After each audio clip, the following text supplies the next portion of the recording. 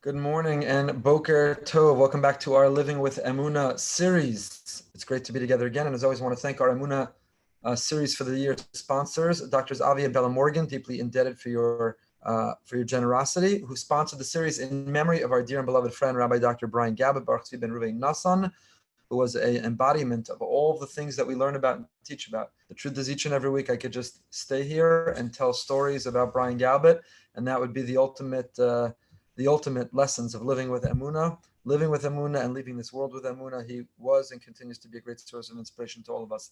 Also want to thank our dear friends Sal and Leslie Abadi in honor of their children, Joey and Marissa Abadi, and their expected baby. Please God should be healthy and happy and well, and give them lots and lots of nachas, please God, from all of their family. We continue with Living with Emunah. We've been learning this amazing piece by Rav Itamar Schwartz, the author of the Bilvavi Mishkan Evneh, and he has been teaching in these trying times and in all times, happy, sad, easy, and difficult, how we can feel the presence of Hashem, His guiding hand on our shoulder, His loving embrace, His support, to be able to lean on Him as we go through life. I saw a beautiful pshat. I think it was from the Amshin of a Rebbe. We say Mizmor LeDavid, Shalashudas. We say it on Shabbos. But chapter 23, Psalm 23, Mizmor LeDavid, Hashem Ro'i Lo Echzar. The Lord is my shepherd, I shall not lack. So I saw two interesting pshatim before we even dive back into what we're studying together. Hashem Ro'i, God is my shepherd. I'm a sheep. I'm simply a sheep. I'm simply a member of His flock. He is my shepherd. The shepherd's job, the shepherd's role is to protect the flock, is to lead the flock. And the flock can have a sense of assurance and comfort knowing that the shepherd is in charge. So Hashem Ro'i, we declare, Mizmor LeDavid, a psalm of David, Hashem Ro'i, Hashem is my shepherd, Lo Echsar. The simple translation is that if Hashem is my shepherd, Lo Echsar, I'm not lacking anything. I'm not missing anything. But the interpretation I saw was, Hashem Ro'i, God is my shepherd, Lo Echsar. May I never be missing that notion that He's my shepherd. What Lo Echsar, what I hope I'll never be lacking or missing, is not a nicer car and a bigger house and more money. It's not Lo Echsar, may I never be lacking the material things that I want and crave. The Lo Echsar, what I hope I'll never be lacking or missing, is a sense of Hashem Ro'i, to go through life with a confidence, to go through life with a palpable, almost tangible feeling that He's my shepherd. I don't ever have to worry. I don't ever have to wonder. I don't ever have to be nervous or anxious, because I know that all that's happening is by design, whether it's pleasant or unpleasant, whether it's pleasurable or painful. But one thing I know is it's not chance or randomness. Hashem Ro'i, He is my shepherd. And Lo Echsar, my hope, my dream, my aspiration of Lo Echsar, may I never be lacking in a sense of Hashem Ro'i, that He's my shepherd, that I take that deep breath and I realize, let go. Whatever's supposed to happen is going to happen. He is shepherding me through this. That's how we use it in a verb. He's shepherding. He's the shepherd, and He's shepherding me through. God forbid a loved one of mine is sick, and I'm davening for their recovery. I have financial concerns in the terrible negative economy. I'm worried about how I'm going to make the simcha. Whatever I'm going through, Hashem Ro'i, He's my shepherd, and He will shepherd me through it, that I don't have to worry. And Lo Echsar, my hope and my dream is Lo Echsar, that I'll never be lacking or missing in the confidence that Hashem Ro'i, God, You're my shepherd. Tell me where to walk. What do the sheep do? They fall in line. You ever watch sheep? You ever watch the herd? They fall in line. They're obedient. They're compliant. They walk as a group. Hashem, I'm falling in line. You're my shepherd. I'm following You. Tell me where to go. You're going to shepherd me through whatever it is that I'm facing. And I know there will be a tomorrow. I know there will be an other side. I know that there will be, as long as I have a breath in my lungs, as long as I'm here in this world, You will shepherd me through to the other side. I know, Hashem Ro'i, Lo Echsar, may I never be lacking that. And then we say, Shiftecha u'mishantecha heima yenachamuni. Mishantecha, Shiftecha is the staff, and Mishantecha means that which I mishan, that which I lean on. Heima yenachamuni. So the Amshin of a Rebbe says, what does it mean? Mishantecha heima yenachamuni. May the fact that I can lean on You be a source of comfort to me. So it means that not when everything turns out okay, but even when it's not okay, and I need to lean on You. You know, you don't need to lean on someone when everything is easy. When you can balance yourself, when you're stable, when you're upright, when you're strong, you don't need to lean on someone. When do you need to lean on someone? When you feel imbalanced, when you feel unstable, when you feel like you're going to collapse, when you feel like the weight of the world is on your shoulders, when you feel like you're falling apart, that's when you need to lean. That's when we lean on loved ones and family members. It's when we lean on friends. We need to lean on somebody. So Hashem says, original one to say it, lean on me. Hashem says, lean on me, and I will keep you strong. Lean on me. Umishantecha, the fact that you, Hashem, are my mishan, I can lean on you. Hema yenachamuni, that's what comforts me. You know what comforts me? Comforts me. What is comfort? Comfort doesn't replace what I'm missing. Comfort doesn't bring a loved one back to life. Comfort doesn't put money back in my bank account. Comfort doesn't put the world back to normal. But you know what comfort does? It says you're giving me the strength. You're giving me the courage to be able to get through this, to endure.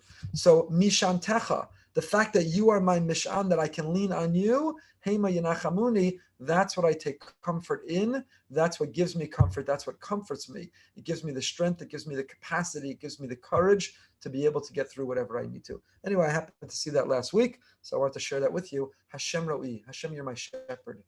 And therefore, lo echsar, may I never be lacking or missing in the presence of mind to know that you're my shepherd and you will shepherd me through whatever it is I face. Mishantecha, hema yenachamuni. The fact that I can lean on you, may that itself be a source of great comfort to me. Okay, all of that is point number one. Point number two is, I tell you, I've said countless times how our family, and I've encouraged you to have a family WhatsApp, Hashgacha Pratis WhatsApp group. Following again the inspiration of Yaakov Kamenetsky, Moshe Feinstein, and others who said, if you want to grow your bitachon and emunah, if you want to grow with a mindfulness and a consciousness that Hashem is involved in your life, then train yourself to see Him as involved in your life. And there's no better way to train yourself to see Him than to see Him and record it, write it down, share it, scream it from the rooftops, or tell it to your closest confidant, but tell people and articulate and record how you see Hashem in your life on a regular basis. So when I first learned that, I've shared this countless times, we started a family Hashgacha Pratis WhatsApp group, and it lay a little dormant as we were living on top of one another for a while, but it's back active and alive. Families posting all kinds of things that they experienced amazing Hashgacha Pratis. I'll tell you a great one from this week. Get back to the text. I share it not because we're better, we're different, but hopefully trying to inspire and ignite a fire in you to do the same with one other person or with your whole family. And simply as you live your life, it changes the reality of the way you live. You're not living in black and white, you're living in high definition color, because throughout your day, you're looking to see, is there a story I could put on the chat? Is there something, a voice note I could leave about where I saw and how I felt Hashem in my life today? And the result is to go back and to look and to listen to all of those and realize, wow, look how involved He is in our lives, in our family. Look at the good and even the bad and the ugly. It's all from Hashem. So last Friday, my beautiful mischievous son and his sister were in the backyard, and we have a outdoor speaker that sits under a piece of outdoor furniture to protect it. It sits on the ground under that outdoor furniture, and it's the outdoor speaker. If you're outside, you can listen to music. They decided to lift it up, the speaker, and to put it on top of the chair, the piece of furniture, and to torture their mother, to keep making it louder and to keep turning it on, to keep turning it off, to keep changing the music on it. And they were having a good time, as beautiful, mischievous children might. And they left the speaker there on top of the chair, and I would normally be upset. Why'd you touch it? Why'd you move it? Why'd you lift it? Why didn't you put it back? But you may remember this past Friday afternoon, Boca Raton was struck by 55-mile-an-hour winds and a torrential downpour and hail and most of the other plagues, the likes of which I've never seen before. The rain was going down, upside down, sideways, and in every single direction. The street flooded, trees were down, branches were down. It was literally like a hurricane. And when it was over and we looked outside, we saw the expensive speaker was not sitting on the ground where it would have been sitting in a lake of water and destroyed and need to be replaced. But the Hashgacha Pratis, that the mischievous kids chose to be mischievous specifically on that afternoon and lift that speaker in a way that actually saved their parents lots of money. Lots of lessons to be learned. Number one, don't always be quick to react and get angry. Maybe even the mischievous child is doing you a favor, even if you don't see it in the moment. But number two, again, Hashgacha Pratis.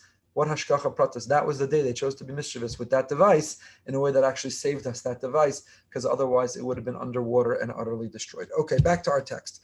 So the Bilvavi has been developing the idea that bitachon is when we realize the best version of ourselves, which is the godly version of ourselves. When we recognize that the external version of ourselves is engaged in a battle from when we wake up in the morning till we fall asleep at night. Do I get out of bed, and what do I eat, healthy or unhealthy? And do I say that gossip, and will I be late, and can I concentrate in shul, and what will I wear? And even before we started our day, we've battled and we are exhausted. And that is the external sense of self. It cannot help but battle. It's battling coronavirus. It's battling economies. It's battling uncertainty. It's battling everything in the world. Battle, battle, battle, fight, fight, fight. Exhausted. But there's an internal voice, a better sense of self. There's the Tzelem Elokim, the godliness in us, and it knows that the world is operating in harmony, and there's no such thing as a battle. Not the red light, not the delayed flight, not the canceled meeting, not the bad news, not the updated data, there's no such thing, because the whole world is operating in harmony, because it's operating at the will of Hashem. So when I live my flustered, chaotic, frustrated, anxious, envious, arrogant life, that's because I am only listening to my external voice, and I'm only fighting that outer battle. But when I listen to that internal voice, when I remind myself of who I am and who I can be, when I look through the world of the filter that I'm a Tzelem Elokim, I'm a prince, a princess, I am royalty, I am a piece of God in this world, and I see through that filter. I had that LASIK surgery, that I'm not making a choice of Emunah. Emunah and Bitachon are not a muscle I engage for a moment. They are actually a sense of vision, a filter, a way I look at the world, and I see Hashem everywhere. I see a harmony to the universe. I'm never battling. So externally, and Rav Schwartz has been careful to iterate and reiterate this countless times, that it's not that one is fake or false or counterfeit and the other is true. They're both true. The external existence and the physical battles, they're all true. That's a reality. It's a dimension that we're living in. It is a perspective that one can see. It absolutely is true. It's absolutely true on the one hand. But it's also equally true that if we realize the internal voice, that we can live with a sense of calm and peace and tranquility, that we don't have to be envious of others, we don't get angry at others, and we don't live with anxiety about what will be, because we realize that best version of ourselves. Anashim Svorim, so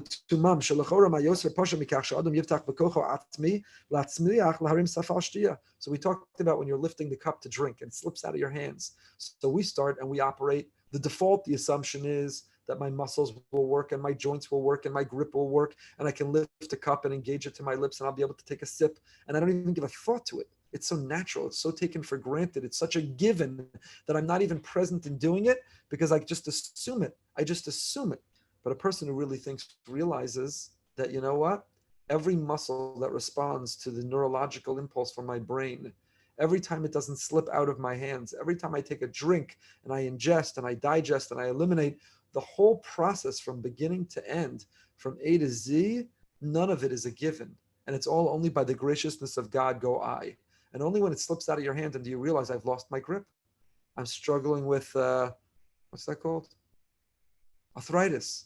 Or I'm having some other problem with my fingers, with my grip, or the cup, or it could easily slip next time, or it splashed and it ruined my clothes. Only when it goes wrong do we realize how not a given it was all along. How by the graciousness of God go I.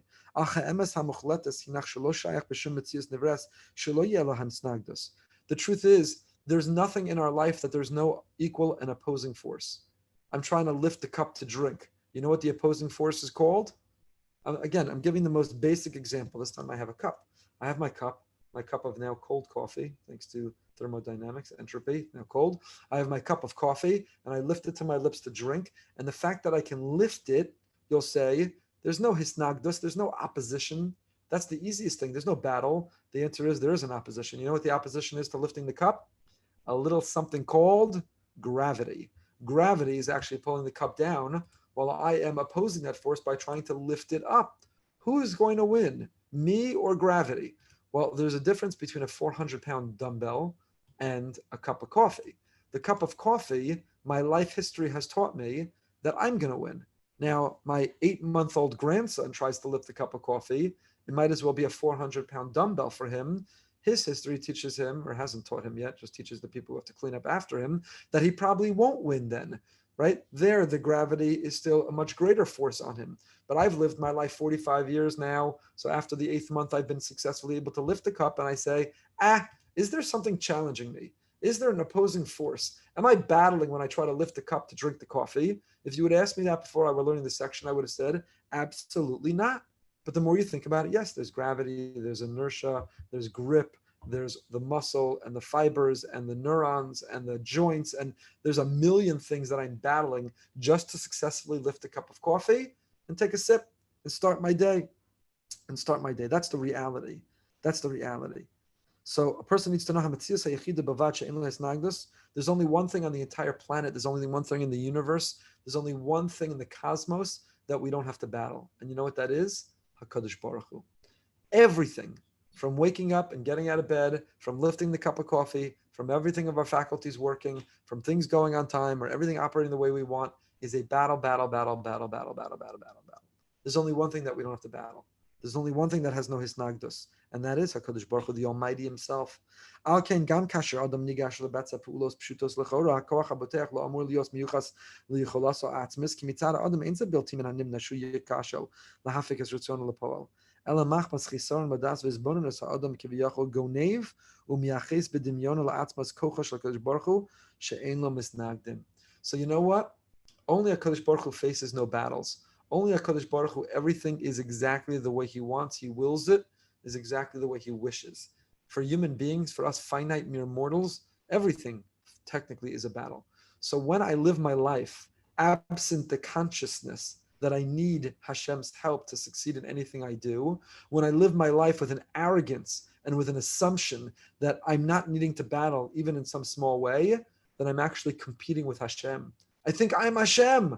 I see myself as a God, as a deity, as omnipotent, as infinite, as if everything can happen. I can control the cup of coffee. I can control my spouse and children. I can control my colleagues and employees. I can control my rabbis and teachers. I can control everything around me. I can micromanage. I can control. I can exert power. I will make everything fall into place the way I want, the way I wish, the way I demand.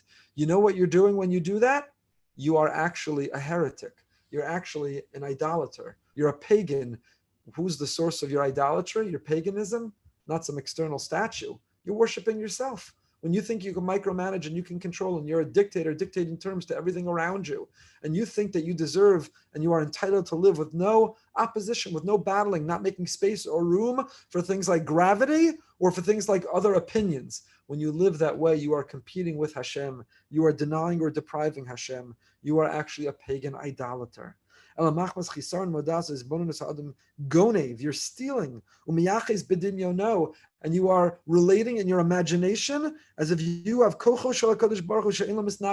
you're acting as if you have the power of God, that you don't have to face the things that other people face, like aging and like mortality and like gravity and like loss and tragedy and like nature. If you think you're above it and you supersede it and you control it, then you are actually competing with Hashem.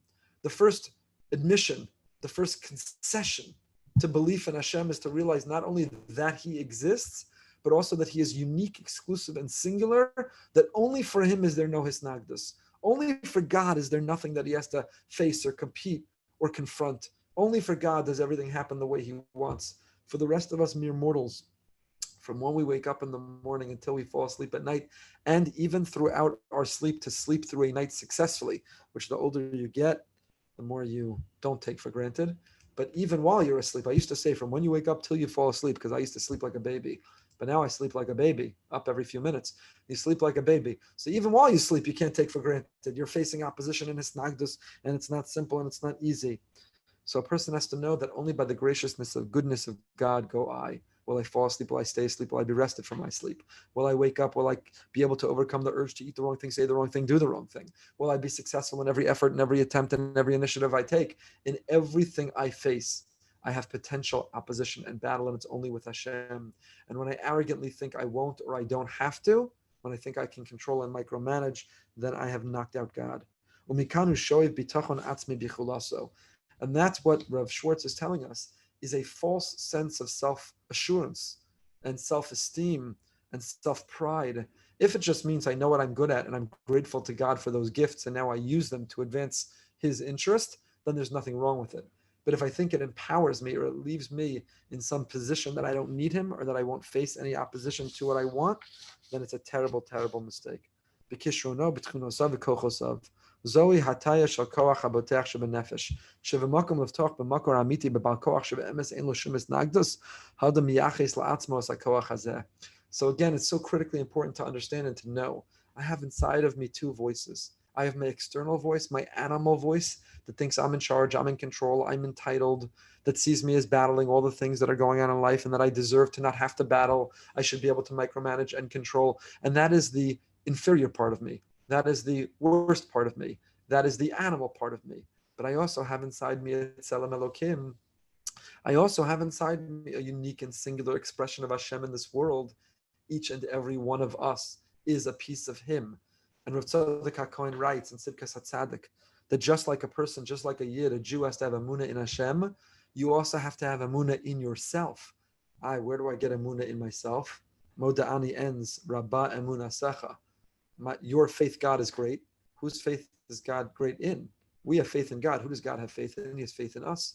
If we woke up this morning, if we can face another day, then it means that Hashem has faith in us. So says the Tzidkas HaTzadik, Rav Tzadok HaKohen of Lublin, if Hashem has faith in us, then we should have faith in us. We should believe in ourselves and believe in our capacity and believe in our competence and believe in our future and that the best is yet to come. We should never stop believing in ourselves or having faith in ourselves or being hopeful and optimistic for ourselves and for what can be. Why? Because we have a Tzelem Elokim, because we have a piece of Hashem in us. You see, to not believe in ourselves, in a sense, is not to believe in Him because He is inside us. That is the better voice that we're meant to be listening to. The voice of Tzelem Elokim, the voice of godliness, the voice that says, the voice that sees the harmony in the universe. That is the voice of Hashem. I saw a beautiful quote. I don't know who said it. I apologize. I can't give it attribution. The quote was, every single person is a masterpiece because we're all a piece of the master. Every person is a masterpiece because we're all a piece of the master. That's the notion. You're a masterpiece. Believe in yourself. See yourself as being able to operate and engage the world with harmony, not always with friction and contentiousness and tension and battling. You are a masterpiece. And how can you know that? Because you're a piece of the master. Because you're a piece of the master. And so that's the Tzelem Elokim inside us. Tzelem Elokim, you're a piece of the master. See the world with the harmony in it. Don't battle and don't fight. Kan higdarnu es nekudas ha'atiyah mimenu nolda tfisas ha'bitachon atzmi. Koach ha'bitachon shebenefesh kayim heichan she'i tofesas shebiyachas lapula misiyemes ein shem koach sheyachol es naged elaha. So it means to say, what Rav Schwartz is encouraging here is a level of mindfulness and consciousness which is at such a high level. It's really, really difficult to achieve, even more difficult to maintain and preserve. It's really, really hard. It means to say that when I wake up in the morning and I'm making the cup of coffee and I think I'm in control and I'm in charge, and I don't even anticipate that I have any tension in making the cup of coffee, first of all, to realize I do. There's something called gravity. There's something called the electricity to my Keurig could go out. There's something called it malfunction. There's something called nobody refilled it with water, and I have to fill it with water like I always do. There's a million things that could go wrong. So a person has to realize, first of all, that only for Hashem does nothing ever go wrong. For us, anything and everything could always go wrong. And the fact that it won't is not because of us. It's only because of the graciousness of Him. So that means that as I make my cup of coffee, in everything I do, I offer a shtickle tefillah. I offer a little davening. Hashem, help the cup of coffee go well. Hashem, I'm about to lift my cup of coffee. Let me not drop it. Let me not spill it. Let me not burn my mouth on it, which is essentially what the bracha is. Sha'akol, that everything, sha'akol niyeh b'dvaro. That bracha, sha'akol, which is the catch-all bracha that we say, it's not specific. Bread is hamotzi lechem min ha'aretz. Fruit, bari pri ha'etz, of the fruit of the tree. The vegetable, bari pri ha'adama. All the other brachos are specific. This is the catch-all bracha. Sha'akol niyeh b'dvaro. And why do I say the catch-all bracha? Why don't I have a more specific one? The answer is because the shahakol goes not only on the coffee for my first sip, it's going on, Baruch Hashem, I didn't run out of K-cups. And I have the flavors that I like. Baruch Hashem, I put it in the machine and it produced, it worked. Baruch Hashem, I have a hot cup of coffee. Baruch Hashem, I'm able to lift it and gravity doesn't cause me to spill it. Baruch Hashem, I didn't burn my mouth on it. Shahakol, all of this. The farmer who planted the coffee beans, the one who harvested it, the one who ground it, the one who produced it in K-cups, the manufacturer, the one who sent it on trucking and delivered it, the one who stored it, the delivery man who brought it to my house. Shahakol, everything.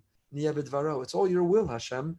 There were 4 billion things that could have gone wrong between the coffee bean growing from the ground and my taking that hot sip of coffee and it going into my mouth. There were countless, endless possibilities of ways it could have gone wrong and it went right. And for that I say, Shahakol niyeh b'dvaro. Hashem Shahakol.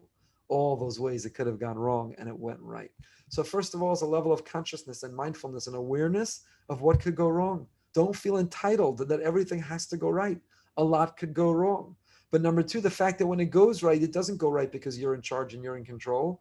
Okay, you can be proud. You remember to order the cups, and you stored the cups, and you bought the right cups, and you plugged it in, and you're careful and you're cautious in the way you handle, the way you do. All beautiful and wonderful, and take pride in your contribution. But in the end of the day, always remember and live with awareness that ultimately it's up to him. So first know that how much could go wrong, and then acknowledge that what doesn't go wrong is only because of him. And therefore, you're never nervous because, and that seems contradictory. If I'm aware of all that could go wrong, won't that make me a absolute mess, debilitated, anxious pile of mess? The answer is no, because simultaneous to thinking about what could go wrong is trusting and recognizing with my godly voice, with the masterpiece, the piece of the master in me, all that will or can go right, because no matter what goes, no matter how it works, it is by definition right, because it's from him. That is our mission, that is our mandate, that is what a life of bitachon and emunah looks like. It's the level of mindfulness to remember everything that goes into this cup of coffee. Shakol.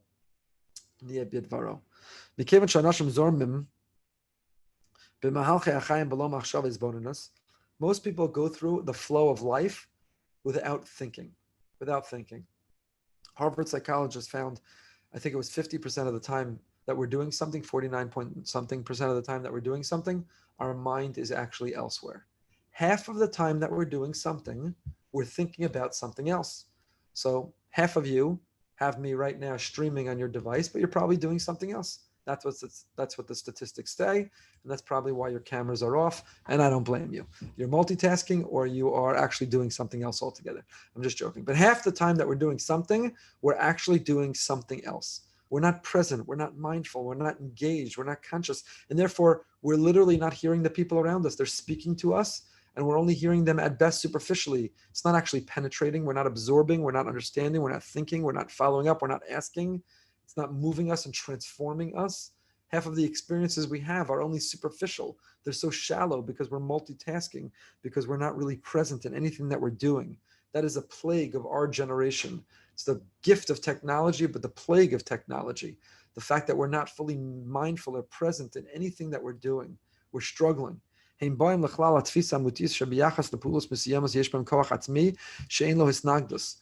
is that? How come 50% of the time we're not present in what we're doing? Because 50% of the time we're on what we call autopilot. We're on autopilot. I'm making my cup of coffee on autopilot. I'm driving to the store on autopilot. I'm even talking here, listening to you, and I'm exercising on autopilot. I'm cooking on autopilot. I'm doing all that I'm doing on autopilot. And we're so proud of our autopilot as if it's an achievement. And to a certain degree, it is. However, it's also robbing us of our presence, of our mindfulness, of our consciousness. It's robbing us of our relationships, of our experiences. It's robbing us on our opportunities and our transformation. So for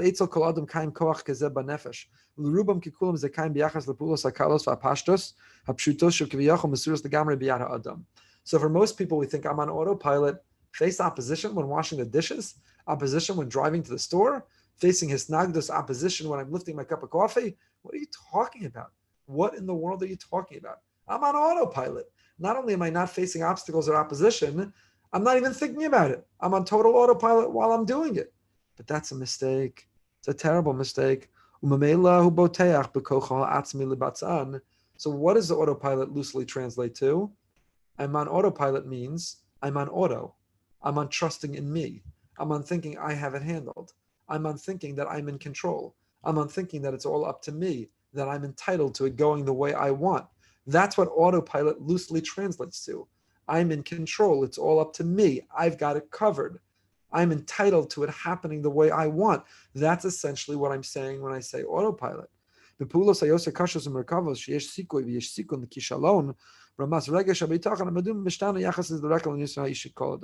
So what happens? Only when you can't go on autopilot is when you start to turn your faith in Hashem. A loved one is waiting for a diagnosis, a lab report. A loved one, we're davening that they have a full recovery, that they get better. And there you say, well, I'm not even in the hospital room. I don't control the machine. I don't do the surgery. Not only am I not on autopilot, I'm on a pilot. I'm not on auto. I'm not on anything. That's when we recognize first that there's opposition. But there's as much tension, opposition, and possibility of things going wrong in my making my cup of coffee as there is in my loved one undergoing surgery. It's one I think I can control, and the other I acknowledge and concede I can't. Those who think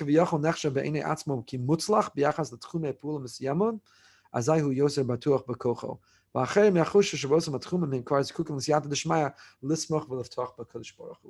mission and our mandate is to realize that the success of the outcome of my challah, or the success of my drinking the cup of coffee, the success of my driving unscathed to the store, is no more a given, and the outcome is just as complicated as going under the knife for a serious surgery. Again, not so that you become panicked and debilitated and anxious, but the opposite, so that we realize all of the goodness that we have to rely on, that we recognize l'smoch v'livtoach b'Hashem, to trust and to rely, mishantecha hema yinachamuni, that the fact that we can lean on him is the source of comfort in our life. Zukukin l'siyata d'shmaya, that we need siyata d'shmaya. What are the words siyata d'shmaya? D'shmaya means of heavens, of Hashem. Siyata, siyua, means the help, the support of Hashem. I need siyata d'shmaya to make a cup of coffee, to make breakfast, to get dressed, to go to work. We need siyata d'shmaya to successfully achieve anything and everything in our lives. And that's what it means to live a life of bitachon and emunah. It's not just to see him when you need him, but to see him even or especially when you think you don't. Even when you think you've got it covered and you're on autopilot, to recognize you can never. As long as you're fallible and human, as long as you're finite and limited, you are never on autopilot. And we always need him. It's a level of consciousness we can strive for together. It's a level of mindfulness that we could achieve, to see the siyata d'shmaya. That's what we learned. The Shloah said this on the Parsha a few weeks ago. The idea of a Jew says Baruch Hashem and Be'ezras Hashem and Achaste Hashem and Baruch Hashem. We use that language again, not casually or callously. We use the language hopefully mindfully when we say Be'ezras Hashem. Oh, I'll meet you there at this time with Hashem's help, with God's help. Why are we saying that? Because we're trying to remind ourselves that even that which we think is a given or we taken for granted, it's only with God's help. Oh, are you getting up off the couch? With God's help. Could you bring me a cup of coffee? With God's help. What time will you be? With God's help. Everything is with God's help. Even that which we think is so simple, so insignificant. It's all with God's help. And again, if there's anyone who can appreciate how it's all with God's help, I sometimes feel like we're living the plagues one by one these days, between this coronavirus and the pandemic we didn't expect, and then Friday, this incredible storm that nobody saw coming, and the aftermath that it left in its way. And yesterday, a beloved family in our community experienced a tragedy. Their house literally burned to the ground. Thank God no one was in it and everyone is safe, but all their belongings, with the exception of a Sefer Torah that was housed in their home, and the Sefer Torah is in perfect condition. The fire didn't touch it, and not one drop of water of the fire department putting out the fire touched it. Inexplicably, the Sefer Torah is in perfect condition, though I'm very cautious in celebrating that fact because they lost all of their possessions. But each day, you don't know what it's going to bring. So anyone who thinks arrogantly that I can be confident and I can take for granted that tomorrow will be like today hasn't lived yesterday and the day before. Because one thing we're learning in our time is the humility of realizing, the absolute humility of realizing that I never know what's going to be. And there's nothing I can take for granted. And therefore, only by the graciousness of God go I. Kodesh Baruch Hu, continue to shower your love. Hashem Ro'i, you are our shepherd. Shepherd us through whatever we go through. Lo echsar, may we never be lacking or missing or deficient in our recognition that Hashem Ro'i, that you are my shepherd. And whatever we go through, mishantecha, even if a person's house burns to the ground or we go through loss, mishantecha, may you be what we lean on, and hema yinachamuni, may that be a source of comfort to us. Tonight at 9 o'clock, behind the bima, Dr. Jerome Groupman, amazing guest. You don't want to miss it. Behind the Bima. If you're watching on YouTube, please take a moment to subscribe to our YouTube channel. Wishing everyone a happy, healthy, and a holy and wonderful day.